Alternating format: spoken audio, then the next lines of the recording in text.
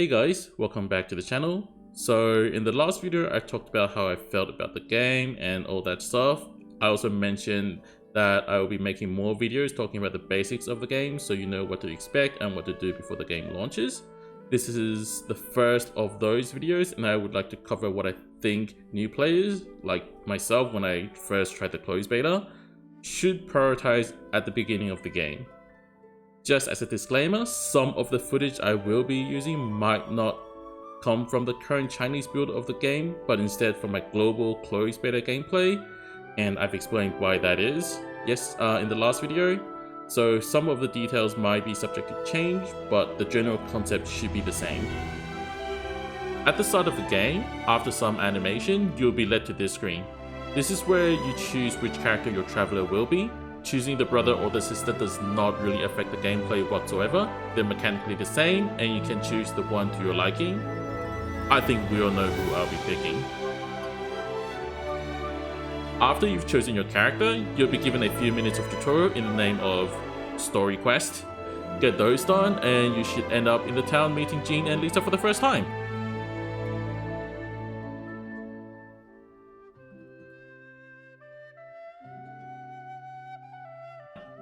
This is the point where you will unlock Wish, the gacha system of this game, and also the shop for you whales to start whaling. Also, we'll be given 10 free pools for pre-registration. So for those of you who wish to reroll for a character you want, you'll do the pool and you would stop here.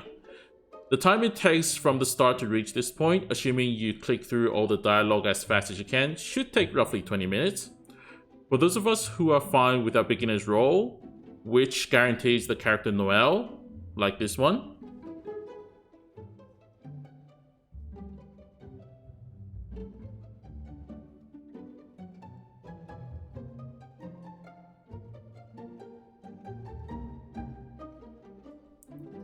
we'll go on with the story and clear a few more dungeons, where in this game they're called domains, with 2 new members joining our team on the way, and then we'll get this. This is pretty much the game's telling you, we don't want you to finish the game smoothly. Go do some exploration before coming back to story. Whenever you see this screen, you know that you need to raise your adventure rank in order to proceed to the next part of this story quest. As I've suggested in the last video, story quests are locked behind adventure ranks, right? But not only quests are locked behind adventure ranks. Many systems are also locked behind it as well, like the daily missions that grant you free gems on a daily basis. That's why it's called daily mission. Will unlock at roughly rank 10. The ability to co-op with others will unlock at rank 16. A special dungeon domain called Spiral Domain will unlock at rank 20. By the way, if you proceed in that domain, you will get a free character called Xiangling, which is very strong. Also at rank 20, you'll unlock the battle pass system. I'll go deeper into that on a later video, but hopefully I've convinced you that increasing your adventure rank is probably the most important aspect to focus for a new player to progress in the game. And so next I want to talk about how you could get those adventure experiences. First of all, you do not gain any experience just killing those mobs in the wild. What you need to do is to explore the world. The easiest of them all and the most intuitive of them all is probably just opening chests that you find. As you can see here, for every chest I open, I'm just getting experience bit by bit. It might not seem to be a lot at first glance, but when they stack up and there's a lot of them, it is a significant amount. Chests can be found pretty much everywhere in the world. Some are just in the city, some in domains, some you have to kill mobs, sometimes you have to do a small puzzle, and you just have to discover them one by one.